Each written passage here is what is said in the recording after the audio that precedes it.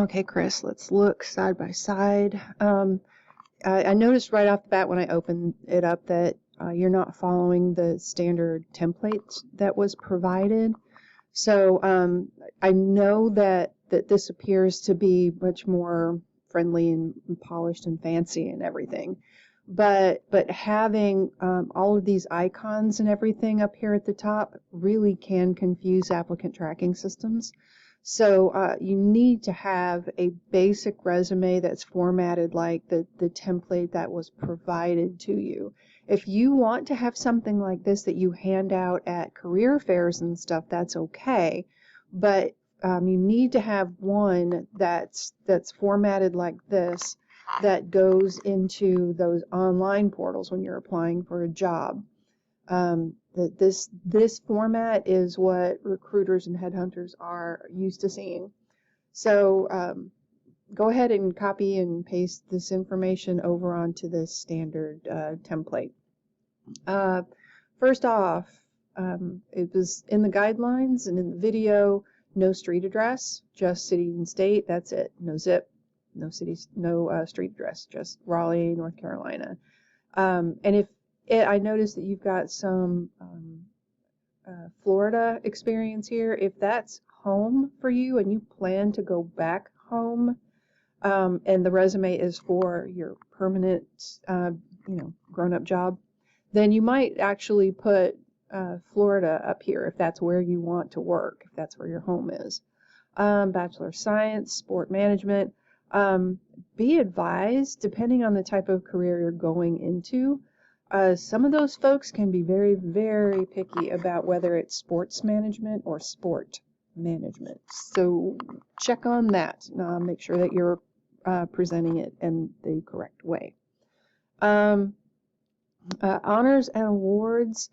I'm not sure. Again, it depends on what your career goals are, whether this is something that's got transferable skills to your career. And I would maybe move this more towards the bottom because we really want recruiters to be focusing on your work experience. So move honors and awards down here right above skills. Unless the only other option there is to not make it a major heading, to like on the sample here, you see they have honors and awards as a part of the education section and not a section by itself. So you can either do it this way, or if you want it to be in a section by itself, then you need to put it down lower on the resume. So for your experience, residential housing assistant, Office of Alumni Affairs, dock attendant, cook, cashier. So you're showing, good, steady, consistent work experience, so that's a good thing. But for the housing assistant and the Office of Alumni Affairs, we definitely need to revisit these bullets to show more, again, career transferable skills. Instead of just filing paperwork, you had to evaluate documents and manage documents, things like that. There were a couple of TikTok videos with this assignment. Watch them both because they give you an idea of what you're looking for, how to revise boring bullets into not so boring bullets that really do a much better job of selling you. And I'm sure you could go out and Google how to revise different types of bullet points, and I'm sure you could find more guidance. You might even find some examples of filing. Okay, so we definitely need to revisit these bullet points. And I'd actually like to see 3 to 4 bullet points for these types of positions and fewer bullet points for these types of positions. I do like that you've listed here that you trained new employees. You could tell me more about that. How long were they in training? How many employees did you train? That kind of thing. I'm going to pause here and take a look at the next part. Okay, so this part down here is a little confusing. Did you actually have the NFL internship, or were you a finalist in competition for it. I understand that Madden is something different, but the way you have this listed here, it looks like you didn't actually get the internship. And if you did, then this really needs to go up here with your experience and not just leadership and professional development, because that's you can get a lot of this. A lot out of this. So I don't know that it really belongs down here in leadership and professional development.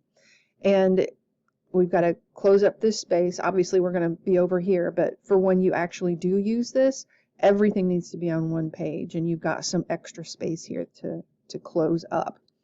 You can leave the Division II athlete here under leadership and professional development, but definitely talk more about what you did that would classify it as leadership and professional development.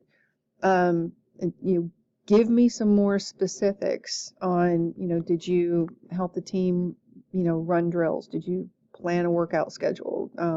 Did you take new teammates under your wing and coach them and mentor them and that kind of thing?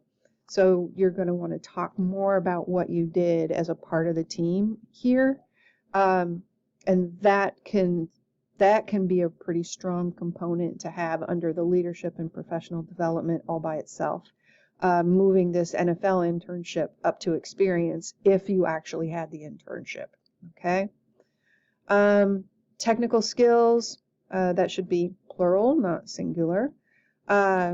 Word, Excel, PowerPoint. Take off Internet Explorer. That doesn't even really exist anymore. They've moved to Edge, and so that's old, and you don't really list browser skills as a technical skill. Need some commas in the middle here, and maybe do a better job of describing what your skills actually are. How much have you used Excel that you can talk about? Okay? So I'll look to see a revision that looks more like this with some things moved around. Again, this generally it looks good, but it's for human eyes only, and a lot of resumes don't see human eyes. The database sees them first. So we need to make sure that the database can read it and pull you up so that a human can indeed look at it. So I look forward to seeing your revision.